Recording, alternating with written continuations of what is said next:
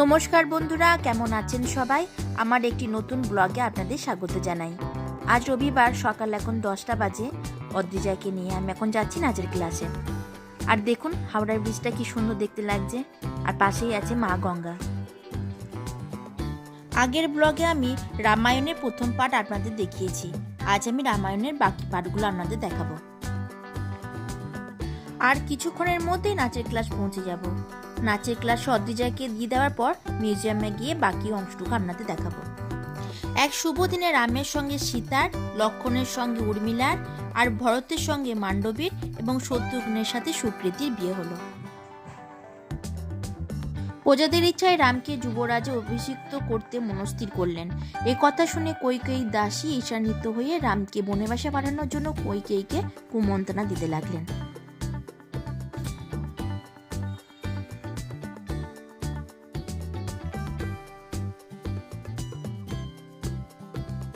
কৈকেয়ী দশরথকে তার প্রতিশ্রুত দুটি বর এক কথা স্মরণ করিয়ে দিলেন।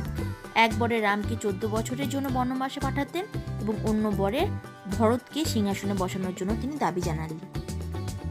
রাম পিতৃ সত্য পালনের জন্য বনবাসে যাওয়া স্থির করলেন। সীতা ও লক্ষ্মণ তার অনুগামী হলেন।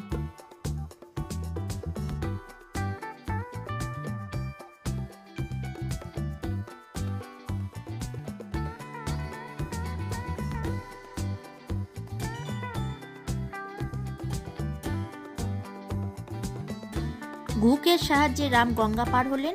এদিকে দশরথের মৃত্যুতে সারা অযোধ্যায় শোকের ছায়া নেমে এল। শত্রুঘ্ন মন্থরাকে দারুণ প্রহার করলেন। ভরত দশরথের শ্রাদ্ধ করলেন বটে, কিন্তু কিছুতেই সিংহাসনে বসতে রাজি হলেন না।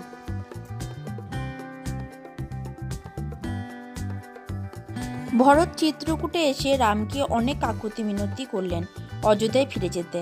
রাম কিছুতেই সম্মতি হলেন না। তখন ভরত বললেন, তাহলে আপনার পতাকা জোড়া দিন, আমি আপনার প্রতিনিধি হিসাবে রাজ্য শাসন করি।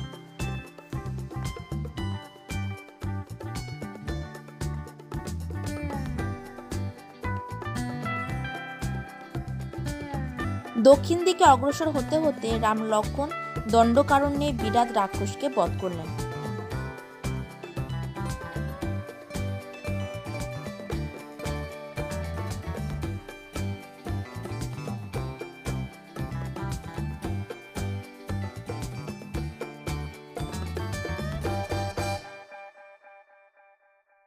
রাবণের বোন শূর্পণখা পঞ্চবটী বনে এসে রামকে বিয়ে করতে চাইলেন। লক্ষ্মণ ক্রুদ্ধ হয়ে তার নাক ও কান কেটে দিলেন।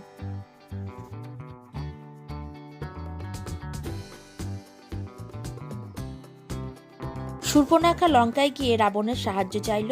ক্রুদ্ধ রাবণ বোনের অপমান প্রতিশোধ নিতে স্থির করলেন।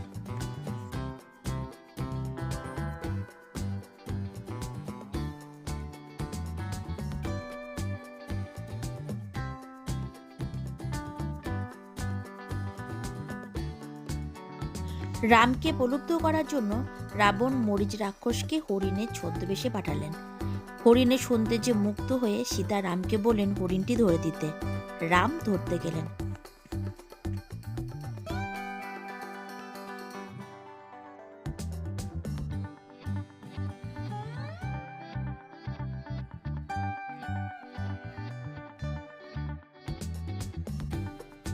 রামের বাণে বিদ্ধ মারীচ হুবহু রামের কণ্ঠস্বর করে চিৎকার করে উঠল।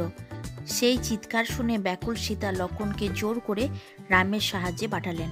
তখন রাবণ পতিকে ছদ্মবেশে এসে মূর্ছিতা সীতাকে হরণ করে নিয়ে গেলেন।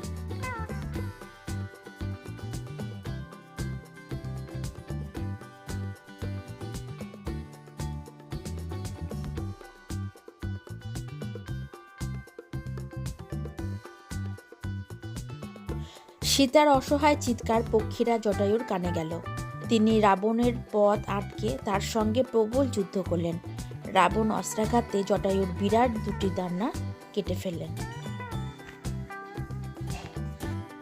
রাবণের রথ যখন ঋষ্যমুখ পর্বতের উপর দিয়ে উড়ে যাচ্ছিল, তখন সীতা পর্বতে উপবিষ্ট 5টি বানরের উদ্দেশ্যে তার অলঙ্কার ছুড়ে দিলেন।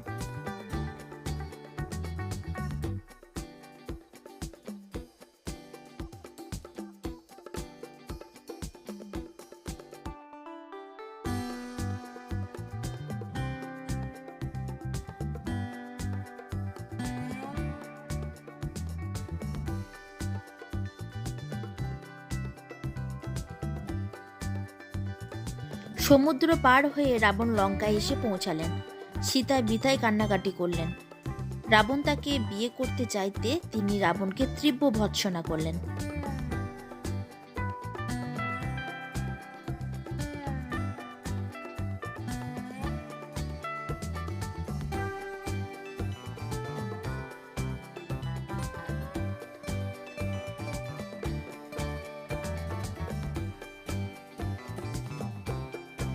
সীতার খোঁজে গভীর বনে এসে রাম লক্ষ্মণ হঠাৎ আহত জটায়ুর দেখা পেলেন।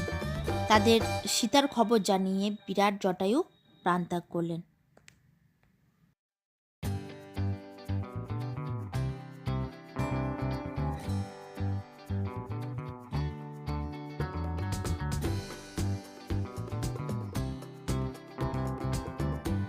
দক্ষিণ দিকে যেতে যেতে রাম লক্ষ্মণ ধর্মপ্রাণা শবরীর সাক্ষাৎ পেলেন।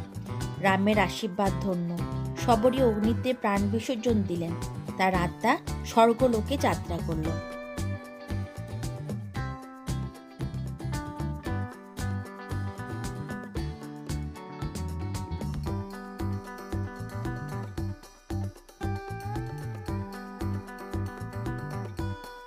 তারপর রাম লক্ষ্মণের সঙ্গে রাক্ষসের কবন্ধের দেখা হলো।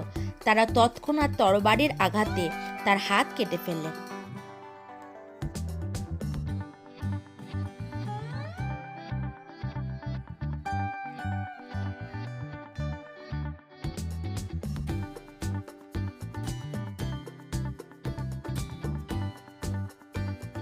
ঋষ্যমুখ পর্বতে রাম ও বানররাজ সুগ্রীব মৈত্রী বন্ধনে আবদ্ধ হলেন।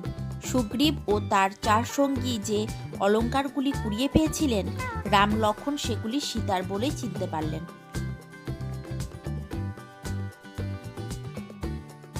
তারপর তারা কিষ্কিন্ধায় এলেন।